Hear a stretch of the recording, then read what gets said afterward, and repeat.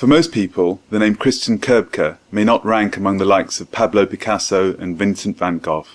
But a current exhibition at the National Gallery aims to raise the profile of the Danish painter whom many believe should be placed among the front rank of 19th century European artists. The exhibition, entitled Christen Købke, Danish Master of Light, opened at the National Gallery in London on March the 17th and will be followed by another starting in July at the National Gallery of Scotland in Edinburgh.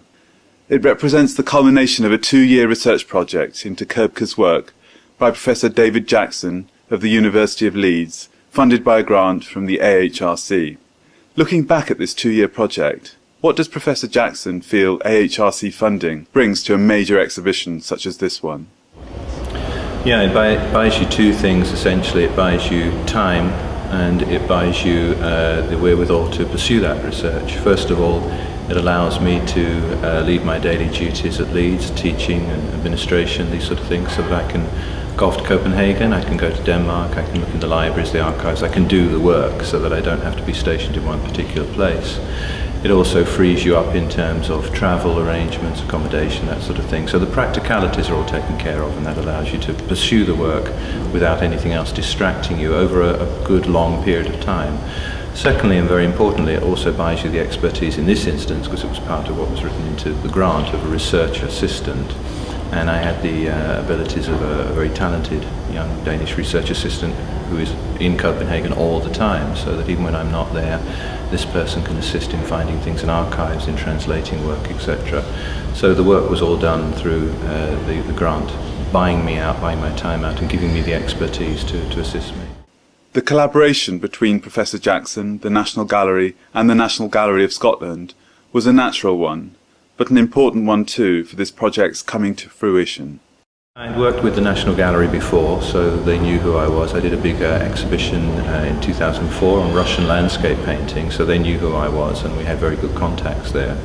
But more importantly, the National Gallery and the National Gallery of Scotland, which is the second venue for this exhibition, they both own works by Købke, which is quite unusual. They bought these, I think, in the 80s and beyond, and so we had a good marriage of interest there, that they knew me, I knew them, they owned works by Købke. There seemed a very good rationale as to why they would want to show a much bigger exhibition by the artist. Given the lack of general appreciation and knowledge of Købke's work, what does Professor Jackson feel will be the impact of the exhibition?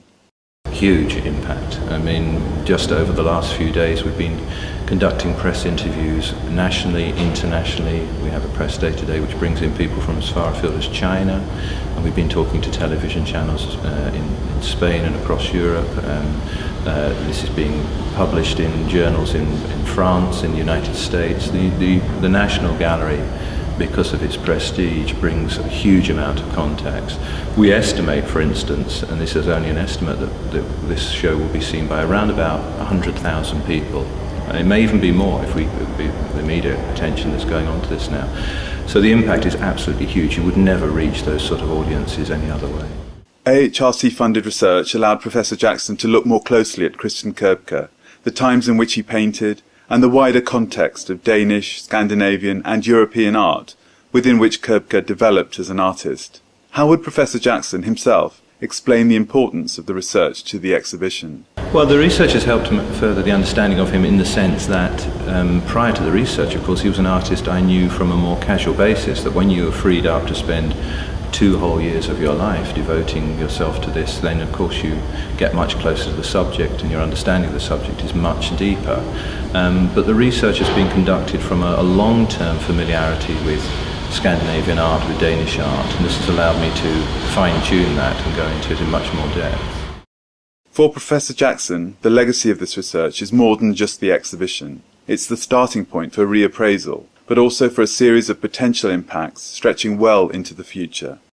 I think there are a number of those. You hope that part of the legacy is that the catalogue, the book, which is published here and then distributed by Yale, we hope that that will live on. We hope that that will have a life that goes long beyond the exhibition, because the exhibition will conclude in Edinburgh later this year, and once the exhibition goes, then the research in its printed form lives on for much longer. So we hope as a book that research will be there for many decades to come. But I would hope also that this kickstarts more interest in the period, that more people will want to get engaged with this. There's a big public program here of engaging the public audience, but also in terms of research, I would hope that this would switch young art historians and students onto the fact that there is very good quality art in periods which are not altogether as well known as others, and that research can take place in other places. So I hope the research will branch out from here, from Købke to the Golden Age to northern Germany and Denmark, and get an understanding that these areas of art history, although underrepresented, are exceedingly important. What would Professor Jackson say are the main characteristics of Købke's work? And finally, does he have a favourite painting among the more than 50 currently on show? It's a difficult one in the sense because Købke's works, some are more designed to hang in public spaces. There are one or two which are relatively large, and some are much more domestic. And the overall theme of his work is domestic, that these are small works to be hung in interiors at home. And in that sense, I think there's a very small landscape painting which is called A View of the Lime Kilns, which shows a very small cottage by the shore, a few cows, nothing much. It's the most mundane, ordinary subject you can imagine, but the aesthetic treatment, the use of light, the clarity, the precision of this work is just so breathtakingly, aesthetically perfect in every way. And if I could pick one of these things off the wall, take it home, hang it, this would be the one. You can see the AHRC-funded Christen Købke Danish Master of Light exhibition, which is guest curated by Professor Jackson, at the National Gallery until the 13th of June, and then at the National Gallery of Scotland in July.